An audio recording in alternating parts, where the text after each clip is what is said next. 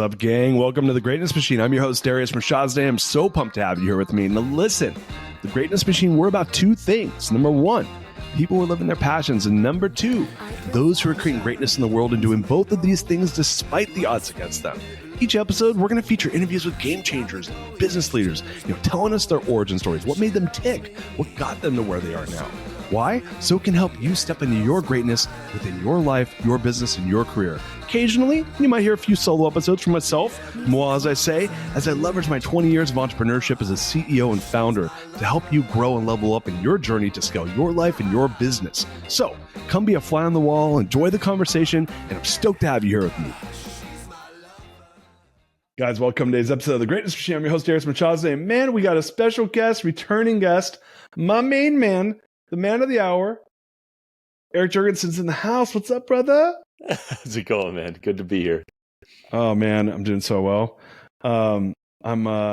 It's funny. We're 9 minutes into us since he's been in the portal, and we're talking. And probably the first 5 was shit. I'm not going to share with you guys as an audience quite yet. But the last 5, I'm like, we might as well be filming the show now. We probably could have, if we weren't talking about like stuff that was like a little bit under wraps for me, we could have started the minute you just showed up in the portal. But we probably should have done it. We could always edit it out later. But for anybody who needs to know, Darius is living the dream. That's what I learned. I busted a living the dream, and it was with a sigh. And then when I explained it, it made perfect sense. Right? I was just making sure you weren't, like false fronting, like, oh yeah, it's all great, it's all good. No. But it was a deeply considered I'm living the dream, which is the best kind. Yeah. I'm not one to throw a fake I'm living the dream. Like, I know, that's why I felt like I had to ask. Yeah, but it was a good question. It was a great question. So you guys, Eric was on the show a few months ago, and we talked about a subject near and dear to my heart, Naval Ravikant, and his book, The Almanac of Naval Ravikant, which just continues to just crush. I love that book. It's such an easy book to recommend to people. I'm like, have you read the Almanac of Naval Ravikant? And they're always like, fuck yeah, and they love it, or no. And I'm like, oh, every time, Eric, I'm like, I just hooked you up. Like, I just gave you a free gift. Like, you're welcome. And then I always go, you're welcome. It's such a good book, man. Like, let me ask you a question. How many copies of that book have you sold? Probably 1.5 million.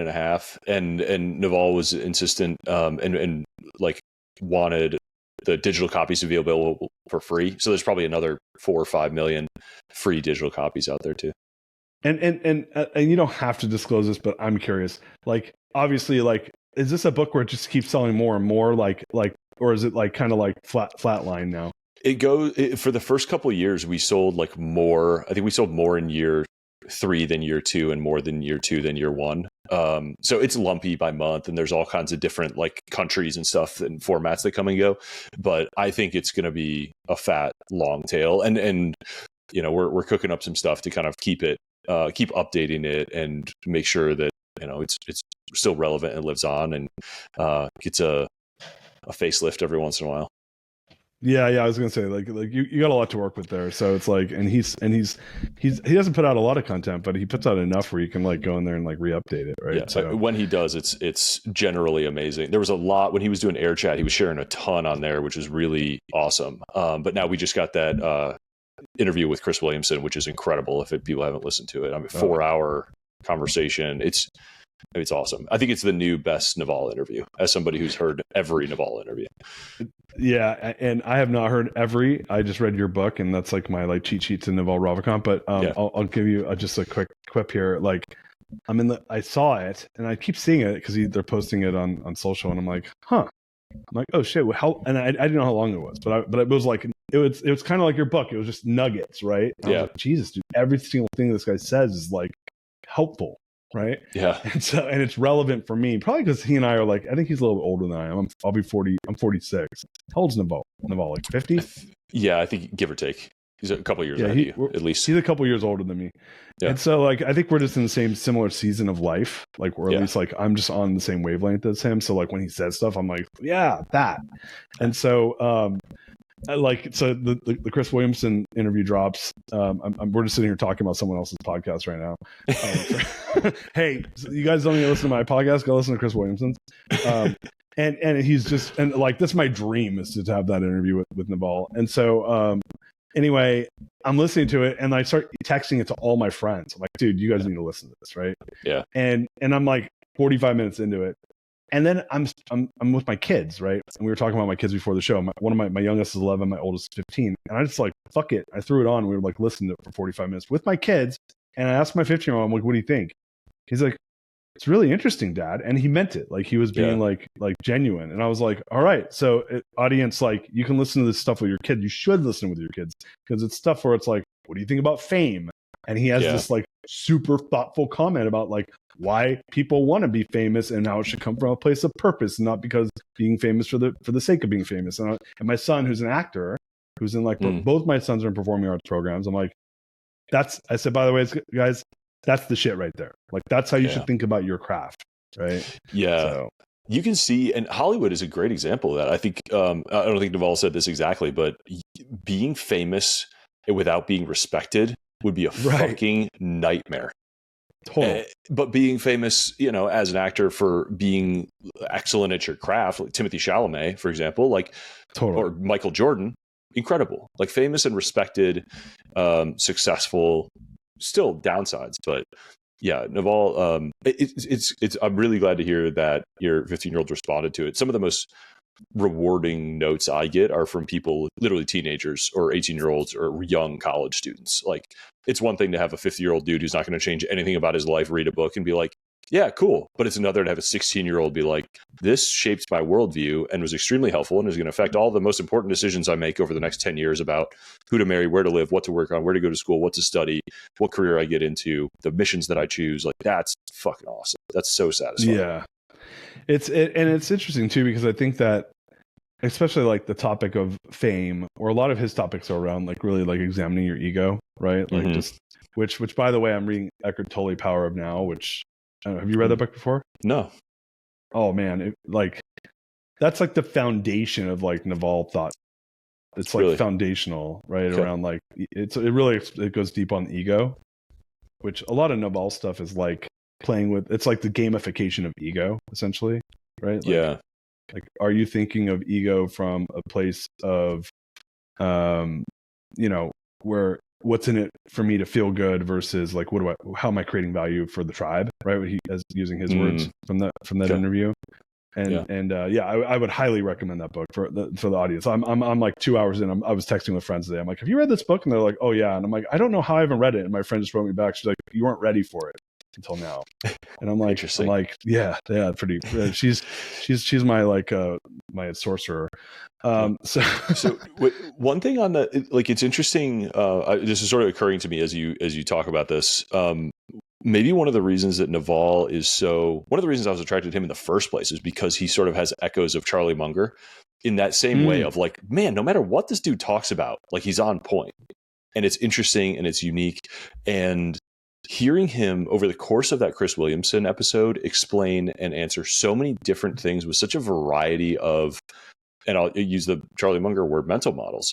Like, Naval is a deep mental model thinker, and he talks about, like, sees the world through, as you say, like, sometimes the answer is really understanding the ego and the preservation of sort of the perception of self and the monkey mind that's driving you in the status hierarchy. Totally. And that explains a whole huge amount of a human behavior. But also he uses a specific explanation of physical stress of like material, like steel, to explain why you personally feel stressed when you're pulled in two different directions at the same time. Not just pushed to like run faster, that's not just stress, but if you're pushed to like run faster and think harder at the same time, that's really stressful because you're trying to do two very different things at the same time. But explains it through this like physics mental model. And I just think of like when you hear somebody like that who's just so fluid and so fluent in so many different disciplines, and he has great answers to all these different questions, it's because he's so widely read and he's so good at connecting what the dominant mental model, the dominant explanation is for any domain of life. And that's just a prepared mind, you know? Yeah. And to your point, it's just being wide, but also like in the area. And I think he's wide to a point. And I think it was he that was talking about like he only reads a certain number of books, but he rereads the books. Is that him? Mm-hmm. Yeah. Is that a Naval comment? Yeah. I don't think there's like a limit, but he will like very quickly move through, like skim a lot of books and reread basics over and over again. I think that's part of like how you stay prepared. You know, how fresh are you on The Beginning of Infinity or The Power of Now, or, you know, the Robert Cialdini's, you know, Power of Persuasion, like is the thing that you need to unlock this door in like top of mind when you need it.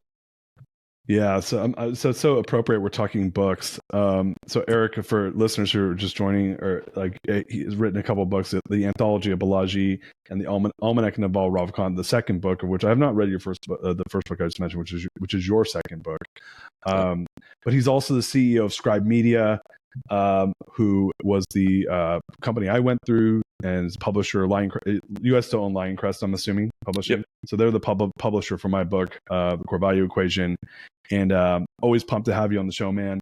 Maybe I know but like the audience is like, Darius, like you never start a show like this, and I'm like, yeah, well, fuck off. Like that's how we're starting the show.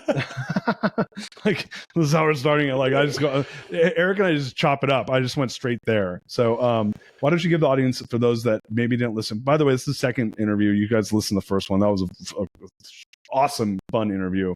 But and we'll put that in the show notes. But maybe give the audience like a quick, like 30-second, 1 minute, like kind of bio on yourself, background on yourself.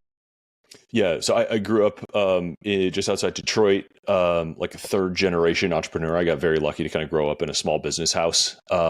So I was always interested in entrepreneurship and business building, and dropped out of school to join a startup, moved to San Francisco and did the whole Silicon Valley thing for a little while. And the whole time I was sort of tweeting and blogging and reading obsessively, trying to kind of continue my own education. And about 2020, we sold that startup, and I published this first book, The Almanac of Naval, and it blew my brains out. It blew my wildest expectations of like what I thought was going to happen. But I absolutely loved the process of writing it. So I kind of, for a couple of years, became just like author and investor. That's when I wrote my second book and started a small venture fund. And then the publisher, Scribe, that you just mentioned, like went through this kind of turbulent period. And as a really happy customer of theirs, I jumped in to try to save them and do what I could to sort of give back to this company that I knew helped me so much to publish this life-changing book. And so I've been CEO there for coming up on 2 years. And now I get to sort of use what I know both as an author and an operator to really help authors craft their book and find success and build a business around their book and make money from their book or make money from their business based on their book. So it's a super, super fun job. And I love writers. I love books. I love authors. I love business building. And this combines all of that stuff. And I just get to meet a bunch of really interesting people and help them check off like bucket list items, or, you know, reach a new level of their business, or their sort of phase, transition their careers from sort of a building phase, maybe to a teaching phase, can be pretty common time to write a book. So it's just a super, super fun job. Well, now, so yeah, there was obviously the big transition with Scribe, and anyone that wants to learn about it, you can Google it. There's a lot of stuff out there on it. Is Tucker still involved with Scribe? Not formally, but he has the best post about that whole transition. So if you just Google like Tucker Max Scribe collapse, you'll see he wrote what I think is one of the best postmortems in business about it, because it really explains the emotional challenges that the leaders had going through all of that. It's really fascinating. Yeah, I think he wrote it like right before our last interview, and it's a long post. It's a really long post, and it does go into the details. So right now, like when I wrote my book, you guys did guided author, and then they had different levels where you were working with, you know, essentially a version of like a ghost author. What's the business model now, if you don't mind kind of explaining to the audience? Yeah, it's very similar. So some people have like already written a book, and they just bring us a Word document and say, hey, here's my book. Like, please help me publish it. And we can do that. Some people really want to write their own book and just need some like guidance and coaching and editing and expert help along the way. And we can sort of coach you from blank page all the way through, you know, written, finished, published book. But a lot of people, and this is the most common kind of way that we help people, is like, I know I have a book in me. I don't know how to write a book. I don't have time to spend 1,000 hours at a keyboard. Like, I need experts and professionals to help me kind of close this gap. And so we interview you, we help you shape the idea, we help you position the book, and really like pull the ideas out of you and do the do the mental labor of turning your ideas and your stories and your insights into a book and then take it all the way through publication. And this whole time you own all the rights, all the royalties, you make all the final creative decisions. Like it is your book in every way, shape, and form. We are just a service provider that helps you get there. And we have authors who take that and then go traditionally publish it. We have authors who, the most common to self-publish it, because then they kind of have full flexibility to do what they want to build their business or their career off of it. But there's a lot of paths. So yeah, no, I did guided author, which that was a great program. And that's if you, at that point, Tucker was heavily involved and he was a friend of a friend, and we had coffee and he's like, well, he was kind of interviewing me on like what I wanted to do. And I was like, look, man, I hate when ghostwriters write for me because I go in and I have to rewrite everything. And it's just like, they don't get my, like I like to write. And he's like, oh, you should do guided author. And so I don't know if I told you this on the last episode, but I started my book, I think February 3rd or something like that. And I had my first draft done by like April 3rd. You're a monster. That is unprecedented. It might have been less. It might have been 6 weeks. It was no more than 8 weeks for sure. And then I had the first. So that was the first. That was I don't know if you guys still call it this. They called it the vomit draft. Yep. Right? So that was my vomit draft. I knocked it out in like 6 to 8 weeks. I want to say April 3rd. And then I had my first edit back from my editor back by like June 3rd, and we locked the manuscript by September like 10th. So how am that pretty good? That's incredible. Yeah. I mean, I've heard there are outliers that are like you, or we had one recently that we published that the guy literally drafted in a weekend. So you see it happen either way, and this is common. Some people take 2 years, some people take 2 days if they absolutely go at it. But yeah, you were definitely on the fast side. So the funny thing with that, so it just came out of me. Like it was like, look, first of all, it was a book that I had been thinking about for like, that's the 2019 was when this happened. I started working on the content of that book. It wasn't even a book. It was a thing that I did. It was helping build, it was building core values for my company and then like playing with them and screwing around with them and then helping friends do it. And so like this is a 10-year period of me screwing around with this stuff. So like, I'm like, oh, I know this is just what you do and why. And I had all these little like stories and little like things that had happened along the way that ended up making it. Some made it in the book, some didn't. I don't know if you guys still use the term killing your baby, but like there's a lot of like killing stories in your book that are like self-serving. Right. So I killed my baby a lot. And the book was 44,000 words, 232 pages. So it was, it's substantial, which is a good sized book. But it was a great process, man. I loved it. Like I liked every moment of it. I liked the designing the cover. I liked picking the paper. I liked picking the font. I liked picking the inside. I liked picking the softness of the outside. Like for me, I was like, this is amazing. I love the whole thing. What was funny though, what I found interesting was, so I got done in September. First of all, my business then was going through some stuff. This is back in 2019. And so like there was an escape for me away from like some drama that I was dealing with. I sat on the book until and then COVID hit, but I didn't even start working on the book launch till May. So I sat on it from September to May. And then May I went full boat on the book launch. And that was a lot of work. I spent about 1,500 hours on my book launch, which I think that's amazing. Lot. Yeah. What did you do? What was the form that those hours took? So first of all, we're on a portion of it right now. So I hired a book launch team. Do you know Amber Vilhauer from No Guts, No Glory? Yeah, I know that. Yeah. Not well, but I know the name. Yeah. So she does a lot of book launches. And so Mike Michalowicz, who did Profit First, is a buddy of mine. And she used to do his book launches. She probably did, I don't know, 5 or 6 of his book launches. And so he had referred her to me and John Rulin, who I think you guys just did his newest book. Yep. And so he referred her to me too. And so I hired them. We launched a live stream. This is in the middle of COVID. This is like May of 2020. We launched a live stream called The Greatness Machine, and where I interviewed 85 people and basically asked them to support my book launch. So that's what I did on the front end. And basically, and then they built like a back end with a bunch of testimonials. And I went out and got like blurbs. I got blurbs from like Tony Hsieh from Zappos and Chip Conley, and Mike did a blurb, and Cameron Harold, who's a Scribe author, did a blurb. So dude, I was first time author. I didn't know anybody. I had never, I didn't have a podcast. I had no, I was, my joke was that like my analog Rolodex is fucking money. Yeah. Right. But like my digital Rolodex is weak. Right. Like, so, but this is like, you're going to love this. So I was like, all right, man, like I got to sell a bunch of books. Now, the one thing I did wrong was, you tell me if you think I did it wrong. I went to every CEO who I was friends with, and I'm like, hey, you need to buy 100 books for your team, and I'll come and speak to your team on my book. Mm-hmm. So I sold anywhere from 100 to probably like I'd let them buy as little as 10, and I would like give them stuff.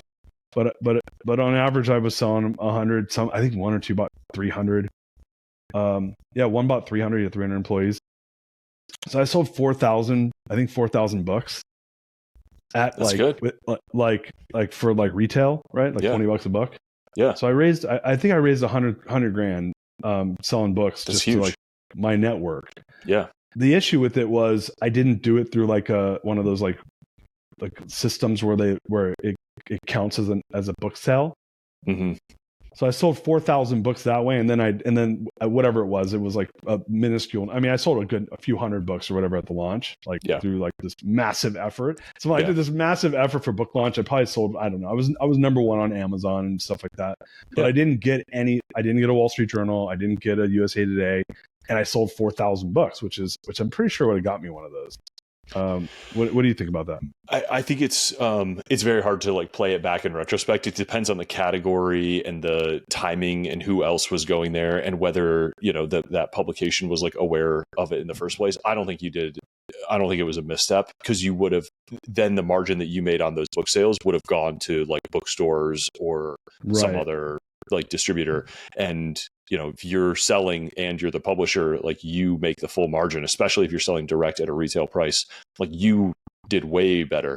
Your ROI on the book itself and your time, which is a lot, was probably pretty solid when you're doing 4,000 copies at a direct sale. Yeah. It was for me. Just we don't even get into like how I make money, but that was not a good use of my time. No. I mean, no. It's that was a really bad use of my time for 100 grand. There are much better ways to make money. But it's interesting that like, is it correct then that this book launch was kind of the beginning of your like digital audience building, like the podcast platform? Yeah. Well. So what came out was, first of all, I wasn't really doing this to like start a business from it. I was just doing it to put the book out. Like I was running 1,000-person company and was used to doing kind of like big like enterprise business, right? So like teaching people how to build core values for the company wasn't like I wasn't trying to build a consulting business out of that. Yeah. Now, I did go and coach and consult, and that ended up being something I did a little bit of, and I figured out pretty quickly that like that wasn't the right path for me in the long term. After a year or two, and then I got into private equity. But it was for me what the probably the biggest thing was, the greatest thing was born out of it is the show. I have the book, which I'm happy I wrote. I love that I wrote. It's a great book. A lot of people still use it. A lot of coaches like to use it that do like business coaching. They use my book. The reviews are amazing. You still have really high rated. Yeah. Thank you. Yeah. No, look, I mean, like, I think I'm a pretty good writer, and like I really wrote the book, and I thought you guys did a really good job in helping me make it a better book. One quote I love from the coaching that I had is that from Tucker that I really took to heart is, hey, you're earning people's attention one page at a time. Mm-hmm. And like when you, and as a reader of a book, you don't realize that like, dude, if a book sucks for more than a few pages, like you just stop reading it, Yeah. So, and the way you do that is by capturing their attention, making it interesting, cutting out extra stuff that they don't really give a shit about, that you maybe give a shit about, and getting to the point and teaching them, giving them something of value. And so I took that to heart. I was like pretty like hardcore about that. And to your point, like I've gotten a lot of good feedback that it's a good book. So, but I give you guys the credit. You guys kind of showed me the way. But what came out of it more than anything was, the Greatness Machine was born. I did 84 episodes in 10 weeks in part of the book launch, which was a lot. it was a live stream then. I then was like, oh, well, maybe I could repurpose these into podcasts. In March of 21, which was the next year, we repurposed the show into a podcast. And then the podcast was born. And now the podcast is, it's a top business podcast. And you get to hang out with awesome people like yourself and other awesome people. And now it's just a thing in my world that where I'm like, it's probably I've been doing it now for 5 years, since we launched to the book launch. And my plans are to do it for much longer than that. My plans are to do it for another 5 years and probably another 5 years after that. I have no intention of ever not doing this. So this is the greatest gift that came out of writing the book, outside of the book itself, was the podcast. So that's awesome. That's so cool. That's so cool. And did you have the sense, I felt after I finished my first book that I was like, oh my God, that was incredible. That was so satisfying to work on. Just like you, I enjoyed every part of that. Like, I'm going to keep writing books. But you ran with the podcast and haven't done another book for the last 5 years or so. I published 2. I'm on my way to my 3rd. But do you think you have more? You think you have more books in you? Yeah. So what I ended up doing was I ended up building like a book that's kind of or a model, a framework for scaling companies that's, I would say, is competitive with like traction. Mm-hmm. And then I've never turned that into a book. That could be a book, but I don't think I want to do it because there's no, like, outside of me just sharing the information, which is, writing a book, especially if you're writing it, like, it's either a ton of time or a ton of money or a combination thereof. And if you're not doing it for the purposes of a business, then it's just an investment in the thing to put it out there. So I was like, I'm good. I don't need to put it out there. Traction is good enough. Good.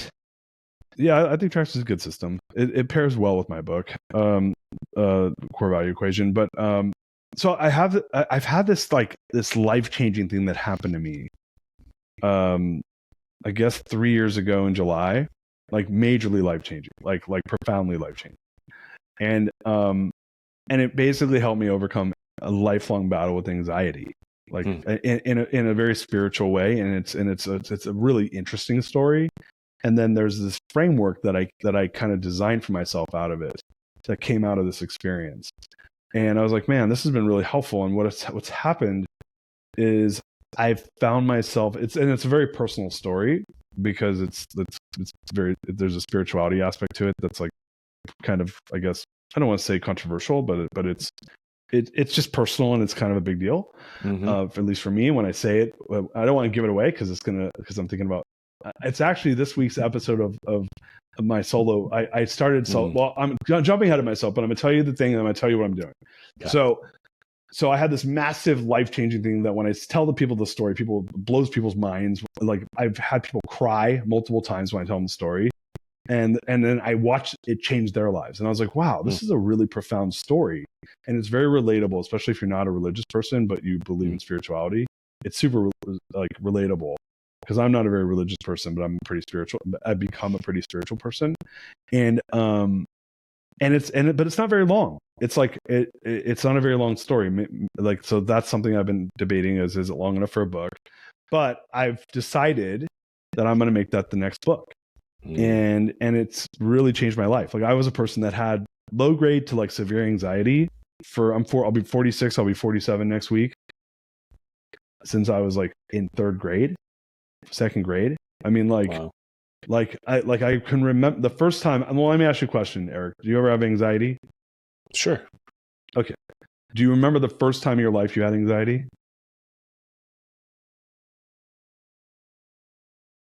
I'm not sure I do, actually. Yeah, it'd probably be normal not to, right? Okay. It's kind of like, I think a person with a healthy relationship with anxiety will not remember the first time they had anxiety. Okay. I can remember, like I think I was like around 5. Wow. And because the reason I remember it is because it didn't go away. Yeah. Because I had it like off and on. Like, I can remember having it like 1st grade, 2nd grade, 3rd grade. Yeah. And there's good reason for it that we won't get into. But dude, imagine having that feeling. And no one loves anxiety. It's protective, and it's there for a reason, but it's not a great feeling. Imagine having low to severe versions of that for the next 40 years. Yeah. And for me, it was probably less than 40, because when I was 44, this thing happened that, like, it was like a light switch, and I stopped, and my anxiety went from like that to like a normal person's where I hardly have it and I have it when I need it. Right. Wow. And the thing that changed that was, I mean, you had the experience, but like essentially an idea that arrived to you through that experience.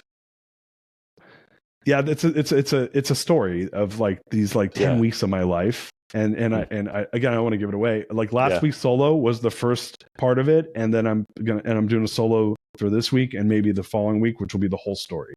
And so from that, essentially, I had this thing happen where basically I had this like, well, just fuck it, I'll just give you a piece of it. This will come out after that anyway, right?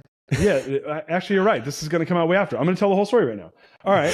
So basically, I had this thing happen. I'm in Oaxaca, Mexico. This is going to come out. You're right. I'm going to publish this after the solos came out. So you guys, hey, go back to the solos when you guys hear this. The books, I'm working on the book right now. So I had this situation where I went to Oaxaca, Mexico with my family. I had nothing to do but hang out. I had tons of space. And I had the worst anxiety I almost ever had. And I had no reason for it, except that I had space. And I realized I'd been distracting myself from it. So I ended up reading The Power of One More by Ed Milet. And like fully, like a light bulb went off. Like I started doing stuff that he recommended in the book. Then I ended up picking up the Breaking the Habit of Being Yourself by Dr. Joe Dispenza. Are you familiar with either of these two books? I've heard of the first one. I do not know the second one. They're both great books, by the way. Okay. The first one's easy. That's my number 2 book I read besides your book, The Almanac of Naval. And then the second book I always read is The Power of One More. I read both those books every year. And so I end up reading Joe's book, Dispenza's book, and I end up doing his 4-week meditation in the book of like breaking the habit of being myself. And in the middle of doing this, I'm not exaggerating. I'm not religious. Don't go to church. Like, I'm not proud of that, but that's just not part of my life. If you ask me my connection with God or anything, I'd be like, yeah, I believe that there's a God. No big deal. So I end up doing his meditation. On week 3 of his meditation, I literally have God enter my body. Like, no, I'm not making this shit up. Like, the feeling of God enters my body and starts pulling me off my bed, like levitating me off my bed. And it happened every single day for 3 weeks. Whoa. And it's because it was at the part where I surrender. And there's a part in the I'm telling you, it sounds insane, but it happened. And it happens at this part in the meditation where you surrender to a higher intelligence. He doesn't use God, by the way, because he wants to keep it like agnostic of religion. And so, and it's my voice, because it's like me doing a guided meditation. So I recorded myself reading the meditation. And so I'm sitting here like reading this meditation. It's like, and now surrender to the higher intelligence. And all of a sudden I have this feeling like my crown, it's like this thing comes into me, like this like energy, and it goes into my heart and starts pulling me off the bed. Dude. And so I basically was like, man, I've been white knuckling this shit for like 44 years. Fuck it. I'm done. I said, I'm done. I'm just going to be here to like, what if I'm not in control? What if there really is a higher intelligence? Like, you probably aren't in control. There's probably something guiding your life, if that's true. I'm like, well, shit, man. Like, I'm doing it this way where I'm trying to control everything. And like, I'm not super pumped. I'm nervous and like I have anxiety. And when things do go my way, I'm not happy. And when things don't go my way, I'm pissed that they didn't go my way, like all ego shit. And I was like, fuck it. Maybe I'm just here to like maybe I'm just here to like live my talents. And then I created a framework on how to do that. And I swear to God, my anxiety went from like, on like a normal day was a 2, maybe a 1. On average was a 4 or 5. On bad times was 9 or 10. This is like I'm consistently between probably a 3, right? Which is like no way to live, by the way. Yeah. Like 3's plenty. Always, yeah. Three's like way more than you need on average. And so I went to a dude 99.9% of the time I'm doing 0, none. Wow. I haven't had any since. This is like 3 years now. Incredible. So I was like, it's probably like it's not a very long thing. It's probably a short story. I don't know. It's probably maybe it's like a 120-page book. So my question for you, that's a question I have for you, is like, I was like thinking about this. I was like, I wonder what Eric would think about, right? What do you think about writing smaller books? Because I'm like, I think I'm telling you, anytime I ever tell people this story, they're always like, one of my buddies, a guy here in Austin's like, who's the same as me, kind of like a hardcore badass entrepreneur, like had a couple exits. Like the guy's like, have you ever thought about like writing the story down, Darius? Like it's a pretty relatable story for people that aren't religious. And I'm like, oh, maybe. And it was the third time someone had said this to me, which is, by the way, is why I wrote my first book. People kept asking me if there was a book about it. So I don't know, like, what are your thoughts on this, being the professional that you are?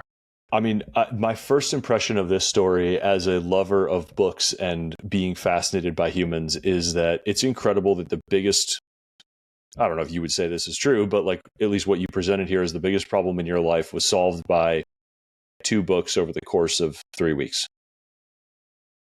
Basically, like that's a fucking miracle. Like something that made your life hard for 40 years, like just through the right series of words put forth by the right people and picked up by you at the right time, solved it.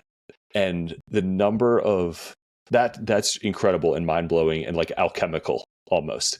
And I just like, to me, I see the power of books and the power of the right information at the right time, the power of taking ideas seriously, the power of understanding that like we have agency over the narrative and the feelings that we have and the emotions and the experiences. And like, Naval says, like, the thing that he would change about his life is not what he did, but it's how he felt about what he did. And like the emotions that he put himself through as he experienced things. And it seems like, that's your review also of like, what if I did all the same shit, but I just enjoyed it? Like, that seems great. Yeah.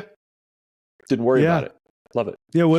Because it comes down to like, it's because the ego wants to win and control and like, what if you don't do that, and like my thing was like, and I still do it. I still listen. Like I'm C- student on anything I preach. Like I'm like, don't let the ego control. And I'm like, oh, I better fucking win. Yeah. Yeah. It's hard to suppress, but it's a very like, you learn by reminding yourself and like gently nudging yourself in that direction over so long. Even having the realization that you got room to grow in that direction and that, you'll probably be just as effective if you're not beating yourself up all the time is tremendous. Yeah, what was interesting with that, like, so there's the story part, and then there's the what did I do about it, right? So one thing I just says, fuck it, dude, I'm just here to like do God's work, right? Which is something you would never hear ever come out of my mouth. And I only say, it's funny is I don't say it to people unless they're religious, because religious people can appreciate when I say that. Non-religious people, I look religious when I say it. So I'm like, dude, like I'm just a vessel for like what some higher power like has me here for a reason, right? The linguistics of religion are so useful, but you're right. It carries like weird connotations. Right. Like the minute I say that, it's like, oh, Darius must be. By the way, when I had some friends, there's some funny parts of the story where I don't know if I would get into this, where I then was like, what do I do with this? Like my wife was like, dude, what's up with you, bro? And I was like, I'm like, you're not going to believe me, but this would happen. And she looked at me, and there's other parts of the story that are funny and some that are kind of serious. And then I started going out to all my friends I'm like, well, I don't know what to do with this. And so I go out to my buddies who are like super hardcore Christians. I'm like, hey, I got to tell you a story. And they were like, you want to come to church? And I love these guys. They're amazing humans. But they're like, one of them gave me a couple books. One of them was like, hey, you come to church anytime. I could tell they were like, dude, I got one on the hook, right? Yeah. Well, what's funny is I ended up reading a couple books on more on Christianity, and it actually like pushed me the other way. I'm like, oh, this actually doesn't feel like it didn't resonate with me. But I was like, well, what do I do with this? And so the conclusion I came to is I said, like if I'm here to do like a higher powers work, like I need to be kind of focused, because I find myself kind of being all over the place. So I ended up getting really focused on like, how am I going to create impact? What relationships am I going to build? And how am I going to be healthy? And I'm going to do that work in those areas. So I created this like life framework that I then stuck with. That's been really helpful. Like that was the tactical. So my thought is, hey, tell the story and then teach the tool so that people can like get value from it. And this thing like profoundly changed my life. Like I've just been kind of, I've had amazing things happen from it. I've had hard things happen, but yeah. So anyway, my concern was, man, I don't know if the book's long enough to be a book. It's more of like, I'm doing a podcast series to test it, but that's why I wanted your feedback. So I love this question, because we are conditioned to think books need to be a certain length, because most of the books we see are. And what people don't realize is there's like stupid historical, like QWERTY keyboard style path dependency reasons that books are a certain minimum length if they come from traditional publishers. And the reason for that is usually the format that they protect is hardcover, bound, and sold through bookstores as a format. Right. And so to like stand out on a bookstore shelf, it needs to be like that thick. And so even if you show up with a 30,000 word manuscript that kicks ass, most traditional publishers will say, it's got to be 60. Can't you like add some more stories or beef it up? And you and I, knowing what Tucker has shared, being marketers, being content creators, and being like people who respect people's time, is like, no, I cut out all the bullshit. I left what's important. And like, you got to earn people's trust one page at a time, earn people's attention one page at a time. And that's not the way that they think. They think this needs to fit this form factor. And when I get this question, which I do a lot, of like, there is no minimum book length. And actually some of the most iconic books of all time are teeny tiny, like Elements of Style, 22 Immutable Laws of Marketing, My Life in Advertising, Scientific Advertising. Like Meditations is like 20,000 words. Think you got one. Yeah. Think about like how many books that you love. Dude, here's my meditations, and it's this micro meditations book that has one. It's more of like an art book than anything else, but it's like this is what's my version of meditation. Dude, I think if you're trying to like reach people and have an impact, think of The Alchemist. Like you can read that thing in 2 hours. You fly through it. It's a very if what you're trying to do is like just like help people and reach them, then the efficiency of the form factor matters a lot. And not having, you want it to be accessible, you want it to be unintimidating, you want people to go through it quickly. I think there's a lot to be said for a book being finishable. There's like an 8th grader inside of us that doesn't recommend a book that we haven't finished because we're afraid someone's going to like quiz us on it.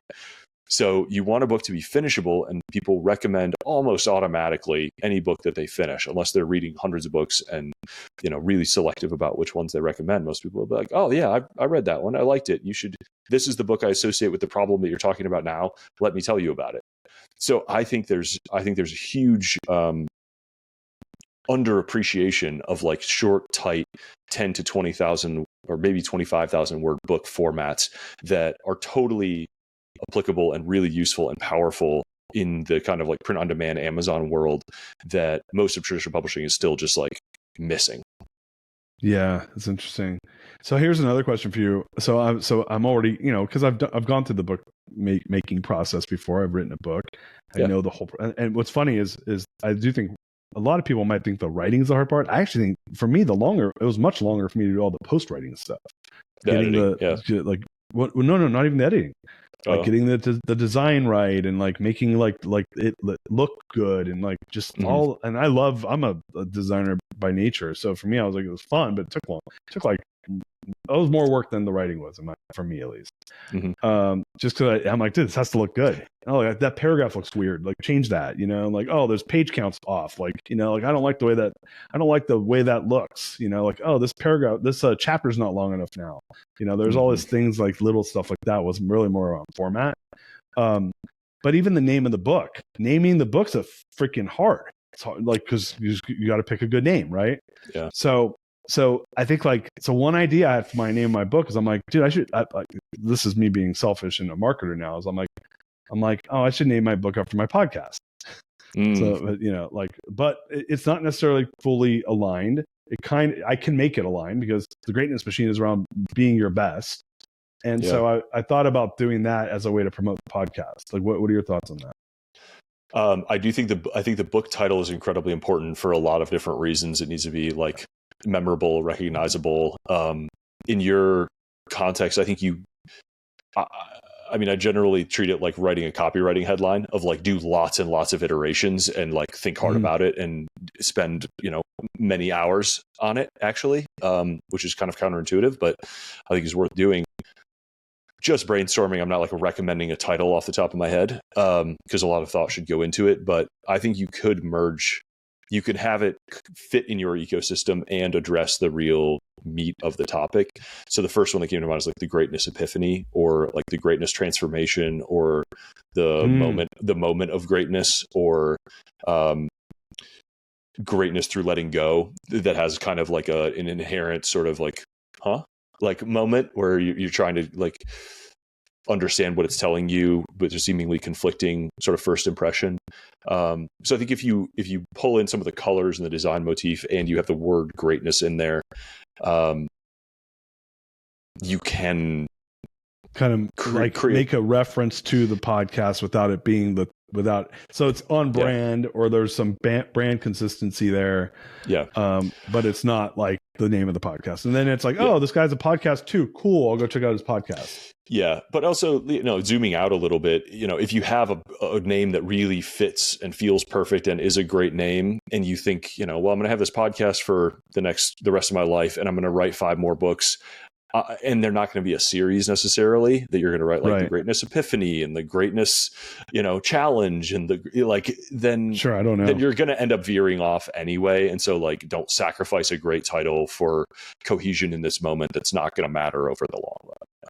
All right, that's helpful, because I it felt a little contrived to me when I did it, and kind of going back to the beginning of the show when I said I was living the dream. I'm like, I'm a person that I can't fake it, so, and it's got to add value to the reader or listener. So that's helpful. I think if you picture someone picture someone else explaining it to someone you don't know but who knows about the book, being like. And I do this all the time. The Almanac of Naval is a weird title, and it requires explanation. And I'm not actually sure it's a very good title. It's like its main attribute is weirdness and an affiliation with Poor Charlie's Almanac. Like, if you know Poor Charlie's Almanac, it's a great title. If you don't, which most people don't, then you're kind of like, I don't know. That's a weird word I haven't seen before. It's hard to say. It's spelled kind of weird. I'm not even sure if it's correct. So it's a very it's if you know title, which doesn't make it a great one. Yeah. But I imagine people explaining it. I imagine you explaining it to your cousin, who's 20 years old, and trying to get them to read this book that you're hooking them up. And I imagine you have to almost apologize for the title or explain why it's called this weird thing. Oh, I didn't do it. Dude, I've recommended your book to at least 100 people, at least, maybe 200. I mean, you probably owe me an affiliate fee at this point. I'll get you a link, man. Let's do it. Dude, I'm telling you, I'm not exaggerating. It's in the hundreds for sure. And so, no, I never apologize for the title. It's called The Almanac of Naval Ravikant. It's about this amazing dude named Naval. No, I actually don't. I don't. And by the way, there's a reason I have the Almanac of, the Poor Charlie's Almanac sitting on my desk. I'm a Charlie Munger, buff. I love his shit. Yeah. There you go. Right. So of course I like Naval because I love Charlie. Charlie talks and I'm like, oh, this guy's the man. I'm so sad that he passed away. And they're just for certain people that show up and just don't give a shit, and they actually care a lot, but they don't fake it, and they tell you what's up, and they're so smart that you're like, dude, this guy's just learned a lot of. I heard Charlie the other day say, he's like, I think I'm going to butcher it because I butcher every quote. He said something. It was something of him on social, and it's him speaking to at some conference or whatever, maybe he's at the Buffett convention each year, the Berkshire annual meeting, annual meeting, and he goes, I think everyone should have extreme hardship in their life, and he's like, because then at least, and I don't even remember the lesson. What was it? Because whatever it was, I was like, oh yeah, I'm doing that right now. He's like, because then at least you'll know what you don't want, And it was something simple like that. And I'm telling you what, I just butchered it. That's not what he said, but it was a quip that was just tight like that. Then at least you'll know what you don't want. Yeah. And then you're one step closer to what you do want, And the guys like that, man, I don't know, man. We obviously have a mutual appreciation for smart people that tell you like it is. So that's really cool. Yeah, I say often, if I have any talent at all, it's at recognizing the genius of others. And I think just being able to identify when one of those sort of special people cross your path. I very much remember reading Munger for the first time. I remember where I was. I remember what I was reading. I remember picking up Poor Charlie's Almanac off my dad's bookshelf when I was 20 years old and being like, this is the dude. This guy gets it. He's funny. He's sharp. He's successful without being morally compromised in any way. He's got good takes across every level of not just business, but like society and politics and policy, and is just wise.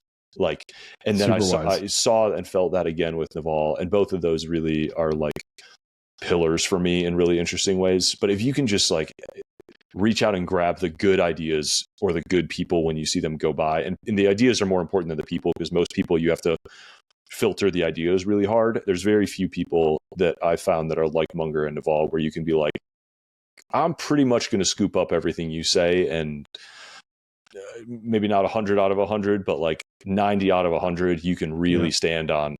Those are rare and precious. It's interesting. No, I'm with you on that. Like, I'm trying to think of, like, Warren Buffett probably is up there too, but it's like a different thread of Charlie. What do you think? But he's so narrow. If you want to be a great investor, he's great. Yeah. But like, I don't want, we were talking, I think before we started recording, of like, who would you trade lives with? Like, I wouldn't trade lives with Warren. Like, I don't think he's really good at what he does. I respect him, his craft, but like, he's not a sort of broad, interested polymath in the way that like Charlie and Naval are in my mind. Yeah, I would agree with that. I like investing, which is why I like his stuff. But yeah, they're different feathers for the bird. What do you think? I'll tell you who I like, who's not. I would not consider him on the same level as Naval or Charlie, but I like his content a lot. Is Ryan Holiday. I really like his stuff. Like, and he just does a really good job of really like kind of making Stoicism like approachable. Like, how do you feel about him? I think he's done great stuff. I mean, he's been a great like writer and marketer since he was 18 years old. Like, iconic career, and he's got great work over a broad array of types. So like, he built a good business. He is a good marketer. He's written good books on Stoicism, but he also Conspiracy is an amazing book. It's the story of Peter Thiel's like intentional takedown of Gawker over like. Oh yeah. I have heard of this. I haven't read it. An incredible book. It's a great. It's a really interesting story of just like high agency and law, like a legal battle, and it's a kind of an interesting microcosm of like the media that we're in. And Ryan Holiday, I mean, his first book, Trust Me, I'm Lying, was like a great media book. That's his marketing media book, and right? PR. Yeah, media PR book. Yeah, I haven't read those two books, but I've read all his Stoicism books. I'll check out the Gawker one, because I know the story of that. That's interesting. What like, it's kind of. Are you good on time? You got a few more minutes? Yeah. Cool. I'll hang out with you all day. I'm like Eric and I should just have our own podcast together. Like this is we just sit there and fucking go back on so many different topics. Yeah, it's interesting. Like, when I look at those different guys, I'm like, all right, like, that's content. Oh, I remember what I was going to say. So I was in Peru with my family, and I've kind of taken an interest in mysticism. And I don't know if you studied any mysticism at all, like Rumi or the Bhagavad Gita. I'm mispronouncing, like Buddha. Like, there's all these like famous mystics. Jesus is one, right? Depending on like what, if you're a person like me that's like, I'm non-denominational, I believe in higher power. I don't believe in any specific like religious dogma. But I keep finding that like I keep like having these like famous mystics keep like kind of coming across my path, and I'm like, man, that's the shit right there. Like that. Like, it's kind of like Naval talking. I'm telling you, like, it's like these universal truths where you're like, that guy said that 4,000 years ago, and it's like spot on, And so I was thinking about it. I'm like, I think Ryan Holiday did a really good job in making Stoicism approachable, and he does it in this interesting way where he takes like a modern story, like he'll tell the story of Joe DiMaggio, and then he'll like then he'll tell a story of Epictetus and like combine the two, right? And that format, I think, I like that format. It's like, I know what I'm going to get every time with him, and like I learn, and it's in a really entertaining way, and it's like, dude, I can't wait for his next book to come out. I'll buy it the day it comes out, right? For this reason, because he has a winning formula. So I was like, I'm really interested in mysticism, and I started like looking into it. I've interviewed a few people that are like more like the kind of speak about the mystics. And dude, it's so complex. Like, I'm like, which mystic should I follow? And they give me 28 names. I'm like, dude, I don't know where to go from here. And so it's not, I don't feel like it's a very approachable subject, but I'm pretty fascinated by it. So I was like, oh, there should be like a Ryan Holiday version of mysticism where you can learn about the top 7 mystics and then you relate it to modern stories. What do you think about that idea? I think that's a great take. I think that's a good, that would be a great like career arc or a 10-year like project for somebody to take on. I think there's so much value to be gained by creating, transforming mediums and translating and bringing things up into modern parlance. I mean, I think in a bunch of different ways, right? So like you can see, like James Clear is very clear about this when he talks about writing his habits book. He's like, there's basically a new book, a new best-selling habits book every 10 years. And you can kind of, it was 7 habits and then it was, was it Getting Things Done and whatever. I don't know the like lore of it well, but like you could go back 100 years and see somebody who made a bunch of money and sold a bunch of books talking about habits every 10 or 20 years over the last 100 years. And so he was very methodical about that. He's like, if you're writing a book that there has been no one who sold 1 million copies in that category of that archetype before, you're unlikely to be the first. It's possible, but like unlikely. And so looking back at like, where has it been 10 years since we've had an iconic book about what 4-Hour Workweek, Rich Dad, Poor Dad, like there's just, you could chart that out. What's the next one after that? What's the next one after 4-Hour Workweek? I don't know. I mean, I don't know.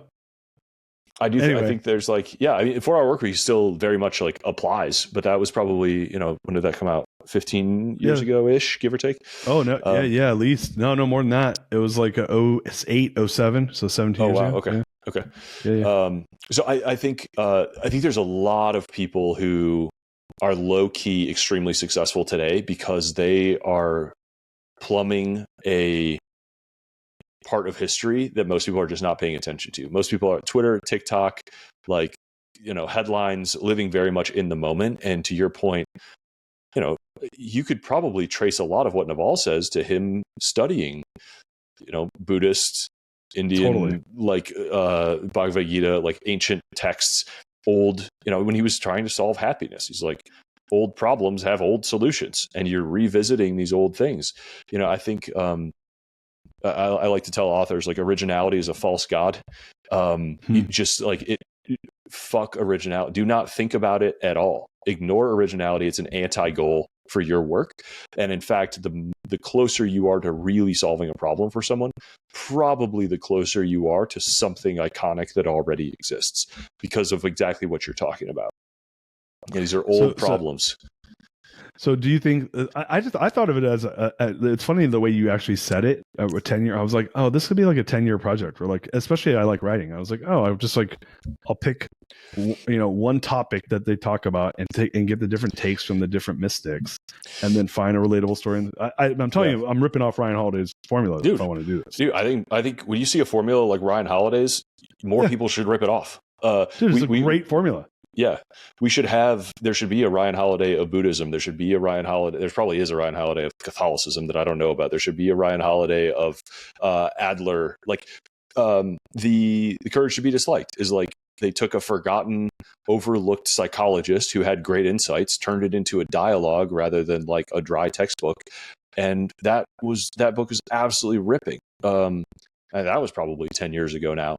But I think like studying the mystics, pulling out their stuff, translating it into modern parlance, you could do it all in one book, or you could like bang out a series, or you could slice it by topic. Like there's so many of these things that like it's hard to make money selling one book, but like if you would build an ecosystem like Ryan Holiday did, and you really sort of repeat that path and that mission, and you build a really clear brand around it, and you're repeating the same message, so that people really know what they're going to get to the point where you are with him, where it's like, I'm going to buy that new book the second it comes out. I bought all the past ones.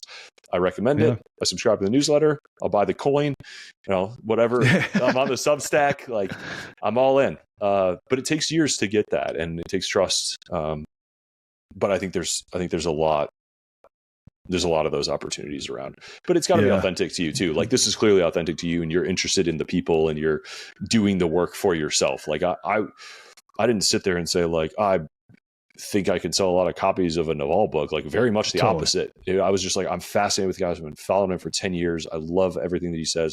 I want to spend more time with these ideas. Even if nobody ever reads this book, I will be glad for the hours I spent in this chair studying this guy and his ideas.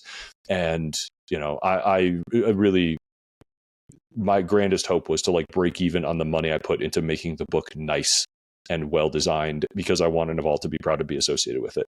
And I'm as blown away as anybody else that it sold 1 million copies, you know, in all these languages all over the world.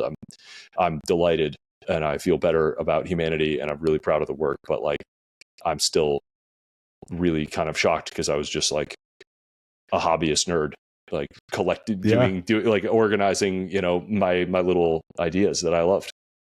Well, it's funny, like your book even kind of motivated me for this. The one thing that did it was I'm like like I'm gonna write the book that we were talking about earlier, because I'm like, dude, I'm knocking that thing out. That's a cool story. I want to get it out there. But this bigger project, I was like, I was just sitting. We were in the where is it?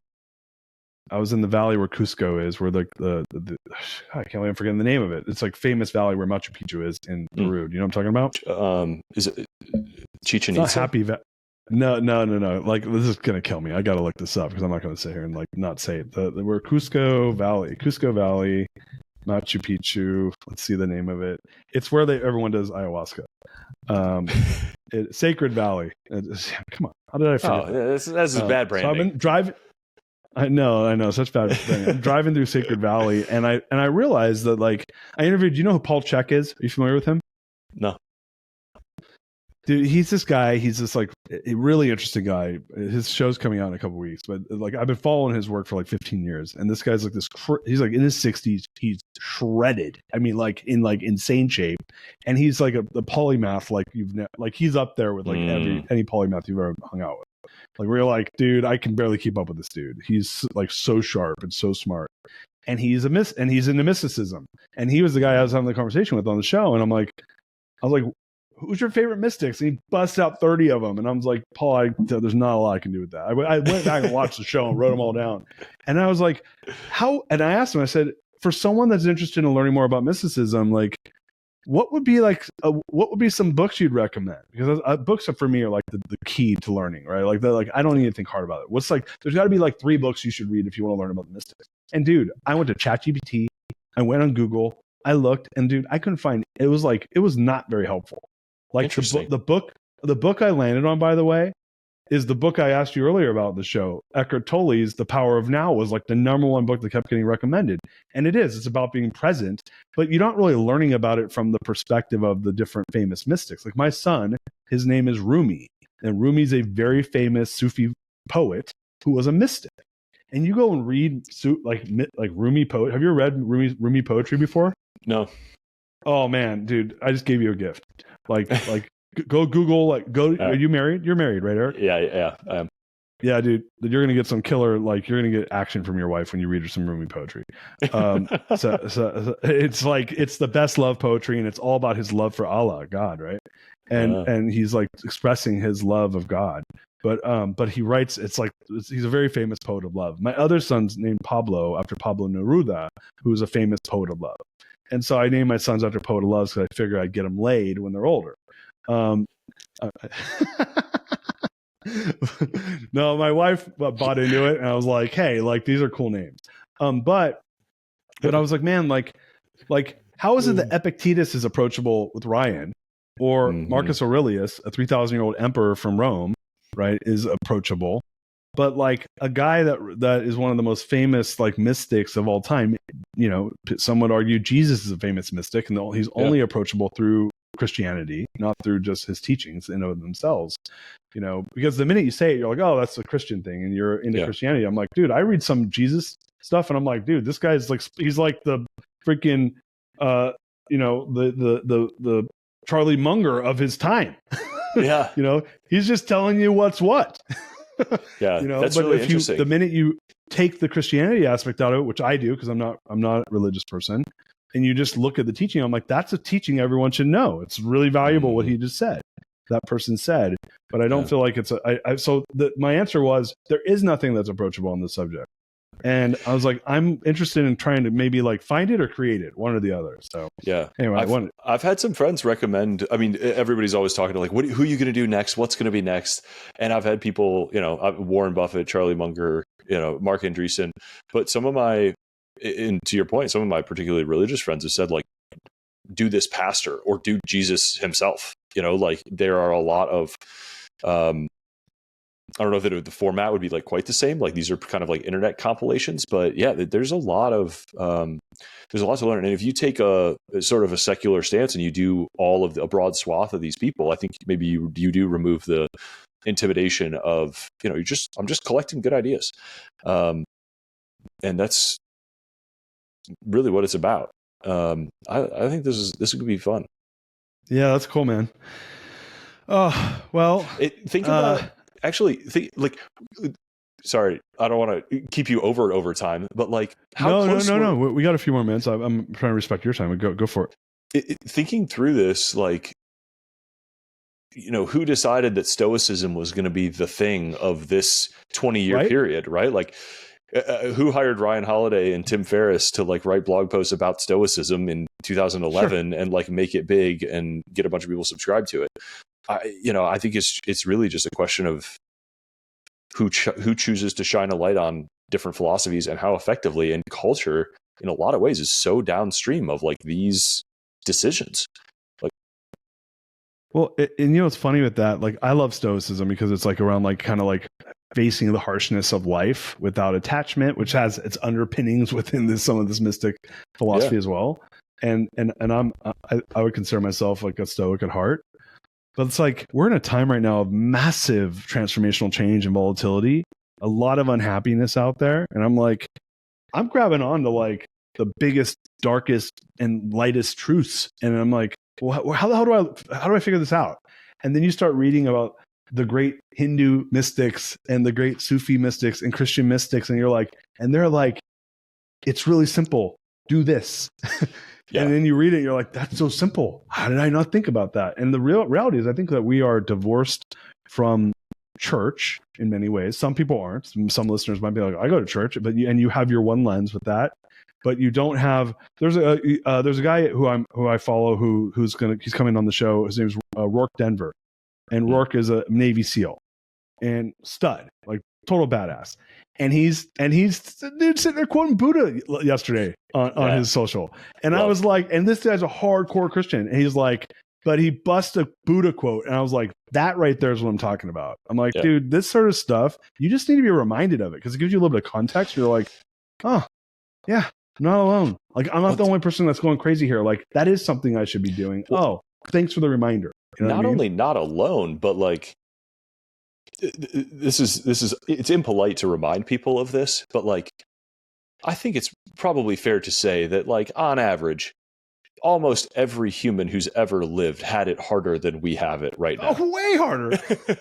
Like if you haven't buried a kid, like you're doing better than almost everybody who ever lived historically. If you don't have a debilitating disease and a like life expectancy of violent death at 30 or starving by 30, you have it better than almost everybody who ever lived. So when you're coming to terms with like some of the philosophical and psychological challenges of, there's some things that are unique, like we're over caloried, not under caloried. And like, that's maybe a slightly different challenge, but like, there's a lot to learn from history, in particular in the psychological and philosophical, because they had a higher degree of difficulty of like coping with life and getting through it than we do. So it's helpful context, but it's also helpful to remember like those are the true masters. Totally, man. And, it's funny as you were saying that. I was thinking, what's this book, Sapiens, right? So when you read, you've read Sapiens, I'm assuming. I've read Sapiens. Harari. Yeah. Yeah. So when you read Sapiens, at least my takeaway was, I was like, dude, we've only had air conditioning for like 100 years, or refrigeration for 150 years. We've only had agriculture for 10,000 years. So, and dude, humans have been alive on this earth for we don't know for sure, but up to 5 million years. So like, I'm gonna put that in context. 99.99% of our existence, we did not have farming. Yeah. Like we didn't have we've only had like beds for like a couple hundred years. We've dude, our bodies, like Michael Easter's book Comfort Crisis goes into a lot of this. And you're like, to your point, like we kind of get like, I press a button and food shows up in my house in like 15 minutes. Like I press another button and someone comes to my house and massages me.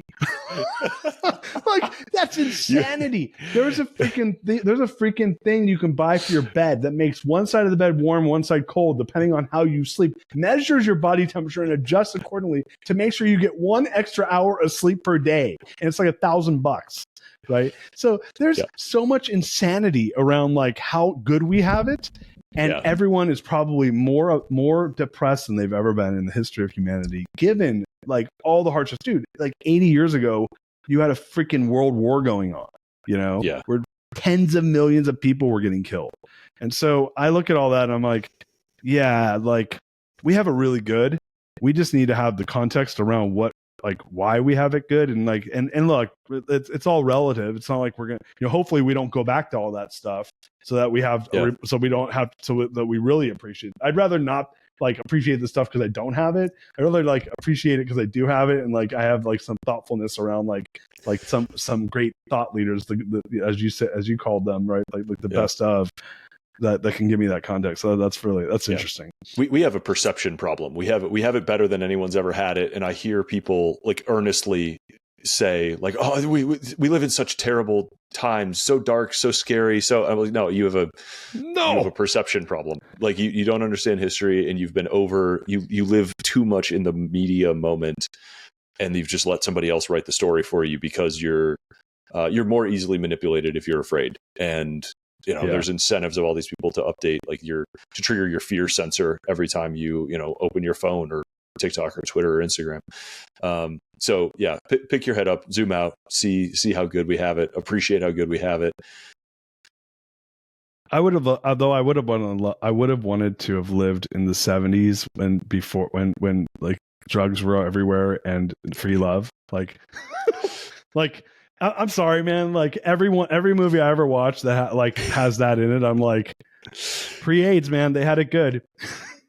like they do whatever the hell they want. That was amazing. Had a good 10-year run, and then that ideology transformed into halting all progress on Studio 54, man. I would have given my left arm to have been there. Eric, so, man, I appreciate you. Look, anyone that wants to learn more about what you're working on, learn more about Scribe, how can they connect with you?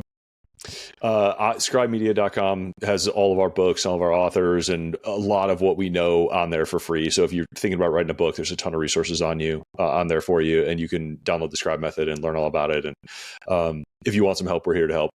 My stuff is all at ejorgenson.com. Got a newsletter and Twitter and fund and blog posts and all kinds of stuff like that, but I'm pretty easy to find. Happy to chat with anybody who wants to. Awesome, brother. You guys, anyway, like I've been gushing all episode, but you got to check out the Almanac and Naval, Ravikant, the Anthology of Balaji, and I would obviously say check out all things E. Jorgenson. Man, dude, appreciate you. So much gratitude. We could just do like 3-hour podcasts. This is just easy like that. We're having fun. At least I'm learning. I got a whole bunch of book recommendations. I'm going to go read my wife some poetry.